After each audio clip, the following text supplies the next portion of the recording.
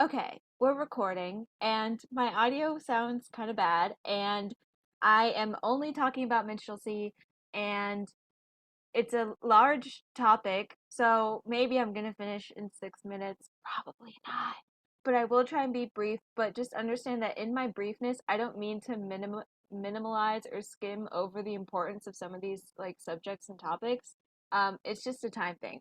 So let's talk about the legacy of minstrelsy once I hit this slide. Okay, I wanted to start with a quote from this paper I found called Blacks on Stage, Are We Still Replicating Stereotypes from the Legacy of Minstrelsy? And also, my slides are actually on my second monitor. So if I'm looking over here and not at you, that's why. We cannot ignore the impact that minstrelsy has had on American culture. As a result of the social construction of blackness embedded in the early public discourse of white minstrels playing at blackness, racism has worked to set limits to black modes of expression. The cultural fallout or negative effects that the legacy of minstrelsy in American culture has left us with is still quite pervasive and still informs the instances and manner that blacks still appear on the American stage today. So, overall, we're going to explore, of course, the stereotypes and style of the minstrel shows, and then how that has been converted and morphed into, of course, the modern day musical theater landscape. So, quick overview of minstrelsy, because we have gone over it in class. Thomas Dartmouth Rice sort of created these characters of Jim Crow, Jim Dandy, Zip Coon, and Sambo's kind of mixed in there. And there's, of course, the other stereotypes like the Mammy and Topsy and all that sort of stuff. To cover these, Jim Crow is, of course, a well dressed, right? No, Jim?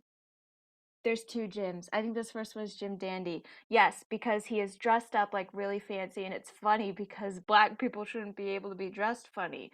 I don't believe that. That was what they thought back in the day. And then the coon was one of the more like super damaging stereotypes amongst, of course, all of them, because this is where the stereotypes of black people eating watermelon, being super lazy and childish, um, all that sort of stuff, and the idea that their language is different, that they butcher the English language, and that sort of dialect was also really important in characterizing these black characters during minstrel shows. Um, it was a three-act structure created by Edwin Pierce Christie, which started with song, dance, tambourine music. Second act was more performances, and then third act usually had a sketch about life on the plantation, obviously glorifying it, which is super not cool. Um, and the interlocutor or locutor was a person with like super white face. They dressed really nice, kind of ran the show, talked with the endmen, Mr. Bones and Mr. Tambo. We've all talked about this.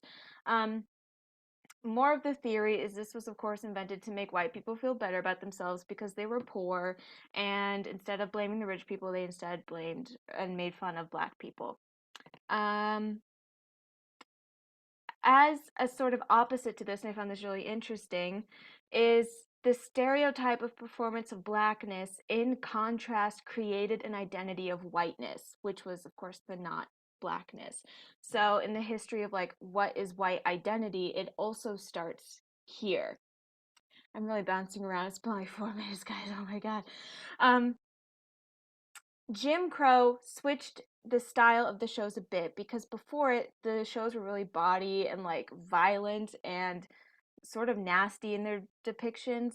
But post Uncle Tom's Cabinet became more like slavery is so great and happy and wonderful, and here is why. And then eventually the style became so pervasive and like normalized and like codified that it became a style unto itself. Uh, Here is a little picture drawing of Jim Crow.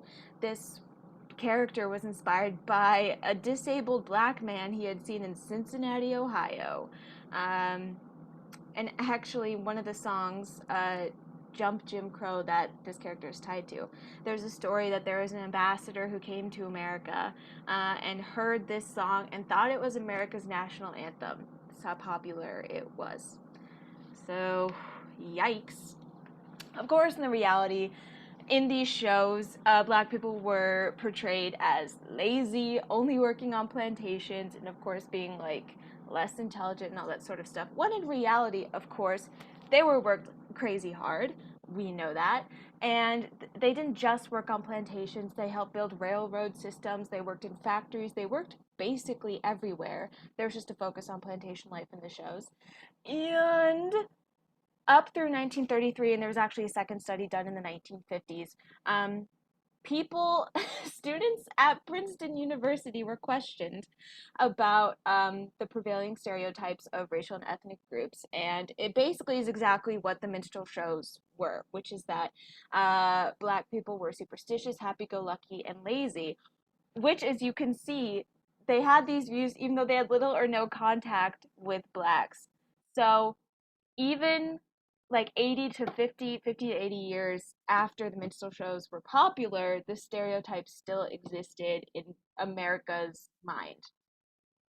While minstrelsy, if you heard my oven is because I'm making pizza rolls, um, this quote is basically explaining that while minstrel shows also made fun of racial stereotypes of whiter races like Irish, Chinese, German, and Yiddish characters, the difference between those iterations and making fun of and the Black stereotypes was that for most African Americans, despite class or education, the physicality of color meant that they were forever incapable of changing their status, while the aforementioned ethnic groups, with perhaps the exception of the Chinese, could. So again, that's defining whiteness as opposed to blackness. Guys, I'm so sorry for how long this is about to be. I'm a dramaturg. um, Early 1990s, okay? By the turn of the century, minstrelsy was kind of waning and it developed into more like vaudeville classic musical shows. The first Broadway musical to feature an all-black cast was Clorindy, 1980. I mean, in 1898. I am going to hate watching this tomorrow.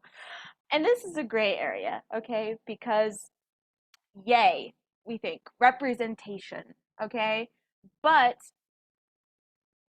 these musicals with an all black cast were still having them play the stereotypes created from minstrel shows. This play starred Ernest Hogan, the man in the hat, who grew up performing in minstrel shows. And while they incorporated the styles of those old shows, there was also adding new stuff like ragtime. And overall, they what am I looking at? Because because they were playing white created stereotypes, the Black actors in these kind of shows could only make minor modifications.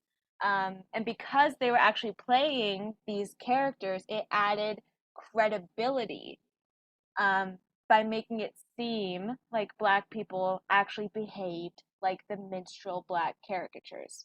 So that's why, in a sense, the minstrel show dies, but the stereotype continues and is given more weight and is further embedded in American culture. Now, Black shows created for Black people also rose up during this time. Um, and this gave Black audiences and actors more opportunity to create more complex and realistic roles. But the show still relied heavily on coon songs and comedic sketches that were reminiscent of minstrelsy, but they were allowed to like have more wordplay and there was more like subversive messages.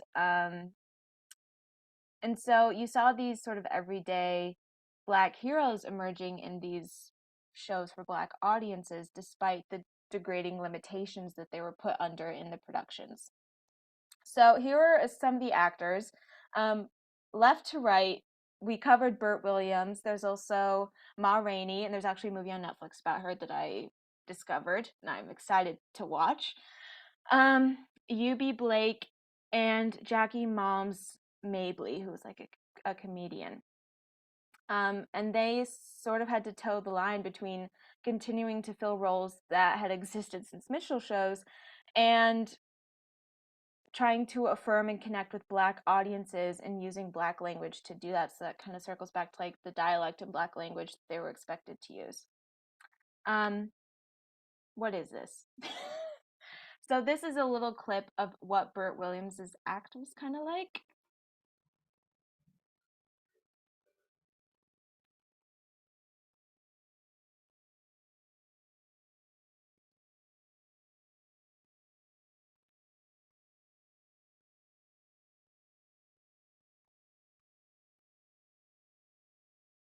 He's very happy. You know, he's kind of got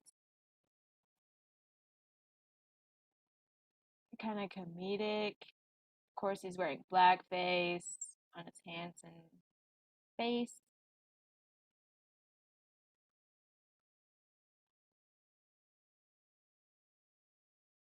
Dialect, black dialect.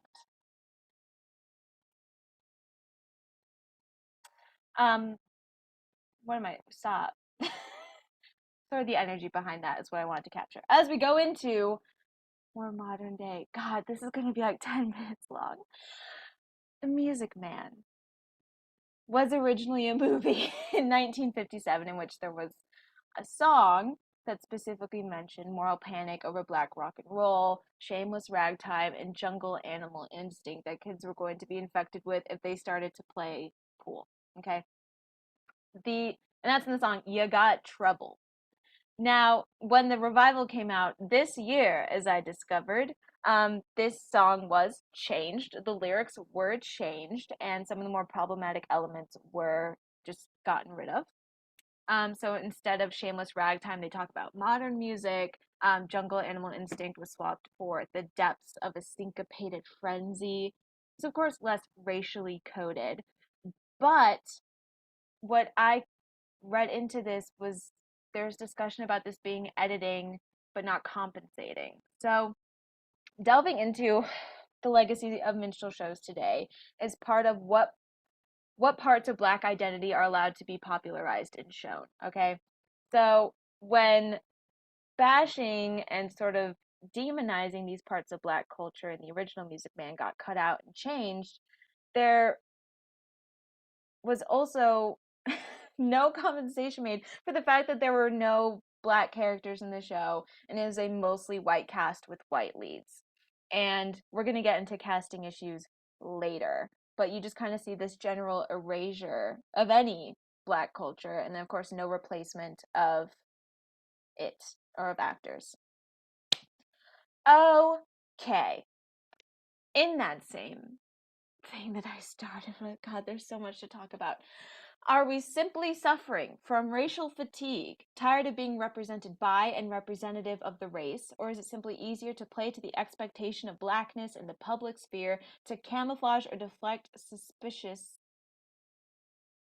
of a more subtle resistance in the hidden transcript that is oftentimes invisible or opaque to whites? This is, of course, from the point of view of BIPOC or black people. For a very, very long time, black performers have been relegated to ensembles or sidekick roles rather than leads, and those typically conform to the stereotypes of characters created in minstrel shows. The main question that we face today is where are the roles for black performers? Because, as I'm going to talk about with Hairspray, of course it is, a play that has black characters written during the civil rights movement, okay? But that story centers on a sort of white savior trope and doesn't include any of the actual black performers during the civil rights period that it could have. For example, you'll see on the right Sammy Davis Jr., Harry Belafonte, and Nina Simone. There's so much to touch on. We are also seeing, of course, BIPOC being included where there are shows like Aladdin or Les Mis or The Phantom of the Opera where it's like the first black blank, the first black phantom, the first black genie.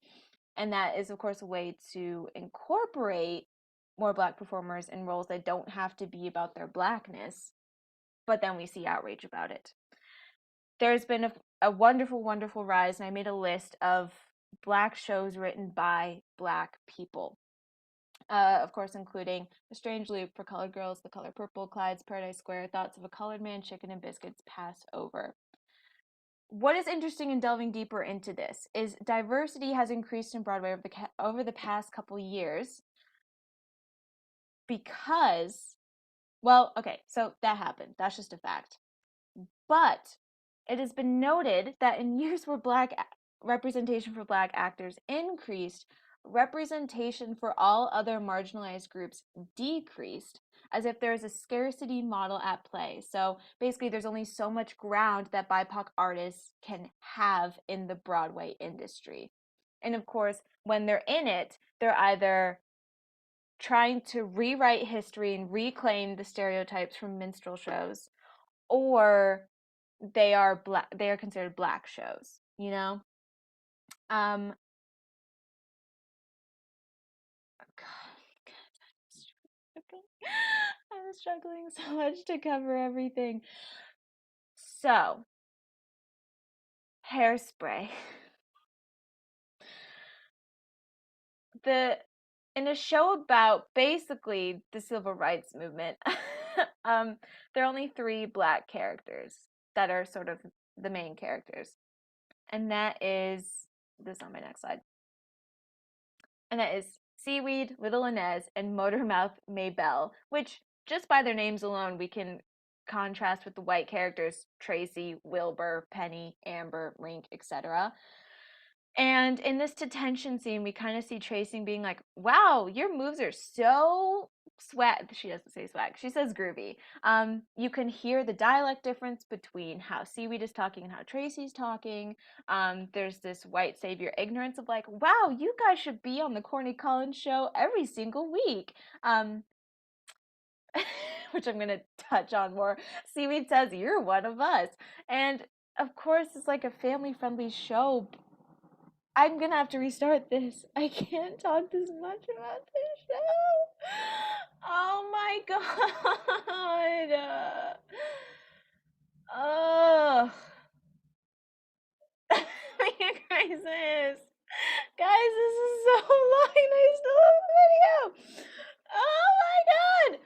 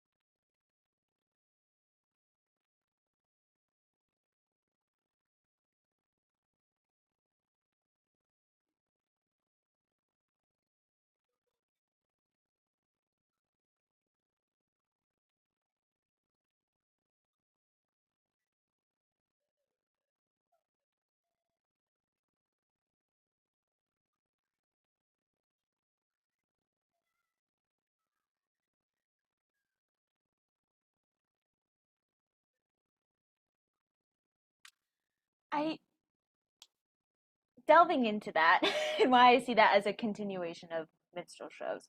Obviously, Seaweed and all of the black characters are incredibly accommodating to Tracy and very kind to her. And I have a hypothesis. Stop it. Stop. I have a hypothesis. With the Jim Crow story, the play back in the day went from the book was, of course, like, no. And then they made a play that was like, yes. I'm going to phrase this very important way.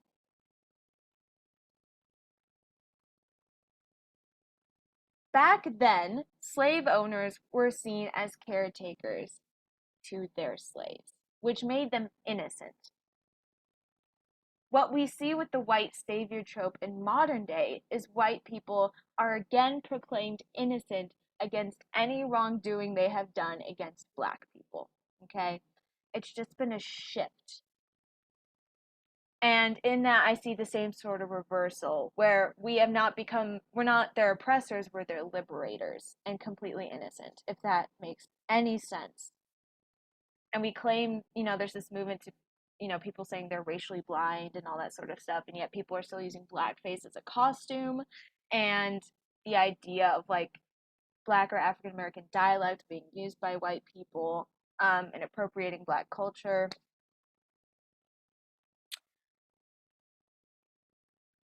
Oh my God. I'm gonna have a breakdown. Black stories are growing and thriving, but there is more. I've already talked about this. There is more pushback with Black people playing traditionally white roles,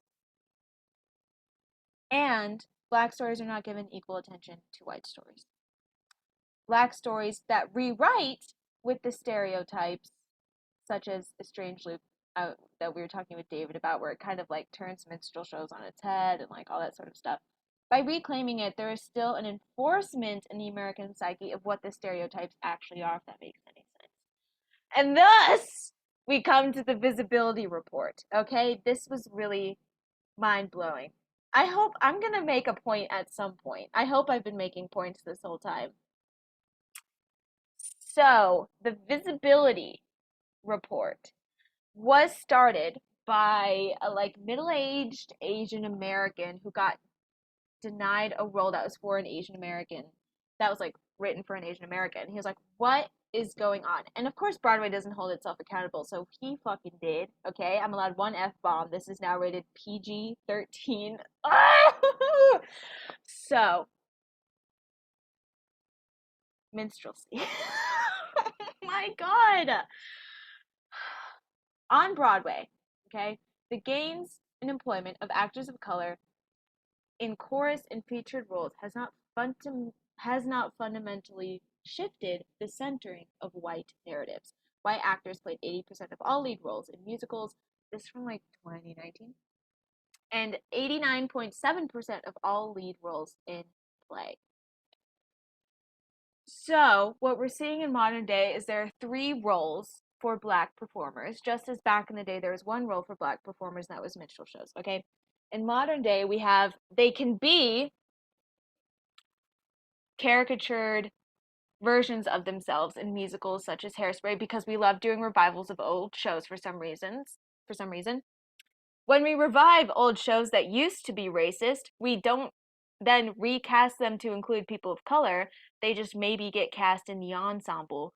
Or 3, Black creators make their own shows for their audiences and try and reclaim their identity. What is the problem? What is I'm at 26. What is the scarcity model? Okay. As I was talking about, black actors increase at the cost of all other representation going down. So the idea of a scarcity model where there's only so much room for BIPOC actors. Who gets to tell the stories? Who gets to tell their stories in Broadway?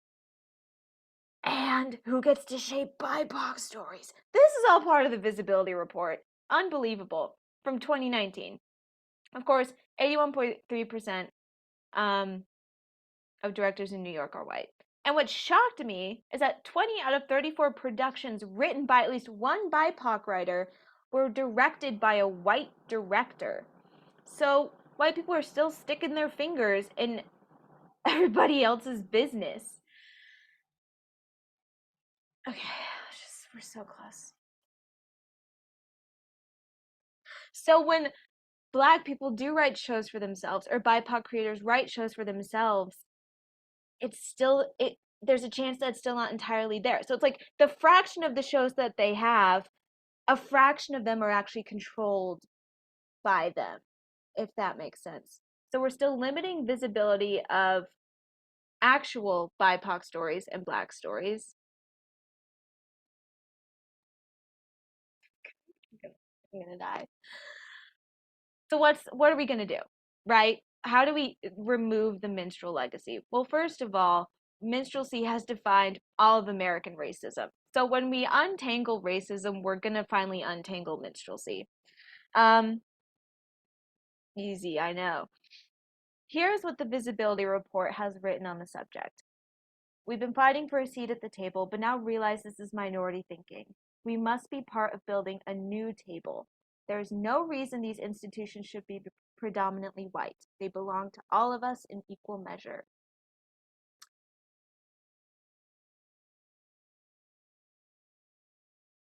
BIPOC artists don't just legitimize white institutions, they give them cultural relevance and vibrancy. It's time to reframe the conversation. So, this is the worst presentation I've ever given in my life. Let's recap. In the minstrel shows, of course, black people were playing a caricature of themselves, or they just straight up weren't allowed to perform.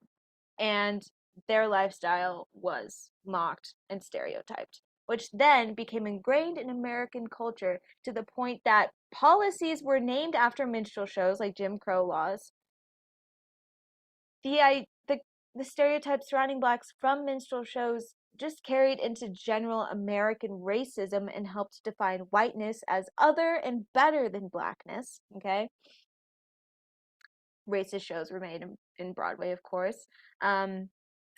And I will say the caveat to Hairspray is, of course, it was written in a style that it is exploring and making commentary on those sort of relationships during that time. Of course, it's almost a fairy tale of what the 1960s were like, and it's not necessarily trying to be ignorant of it, but it could have been more intentional with how it portrayed its black characters. So we come into modern day where black roles are basically only created by black authors, and only then there's only so much space for them. And if they are given a part in white written and directed musicals, they're either put on as a side character, and that side character is written by a white person, so of course it's stereotyped, or they're put in a chorus.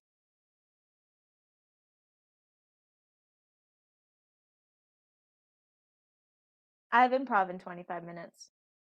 Everyone should read the visibility report, okay? Look up AAPAC annual report. Those infographics I had were just the iceberg on what representation in Broadway actually looks like, from the producing side, directing side, writing side, designing side, being an actor. It started to blow my mind. And it's a couple dozen pages, but I think it's our responsibility to read it and understand what the actual climate is like. Um and so really, where is minstrelsy today? It's like saying, where is racism today? Look to any example of racism and it is founded in the minstrel shows. I'm so sorry of how long this went, and I rambled, and it's horrible. I'm probably going to retape this at 9:10 p.m. tonight, or I'm going to go YOLO and just submit this because you know what? Maybe it's a commentary on how what a twisted, tangled knot, and how racism is just so ingrained in American identity and white identity that it takes so long to even begin to unpack the impact it has, not just on the modern musical theater, but just on like everything. Maybe it's a sign of that. I can't even make peace rules at this point. I'll bring him to improv. Um, I'm sorry. I'm sorry. How am I supposed to cut this down? You know? Have a blessed day. Where do I stop this? Have a blessed day.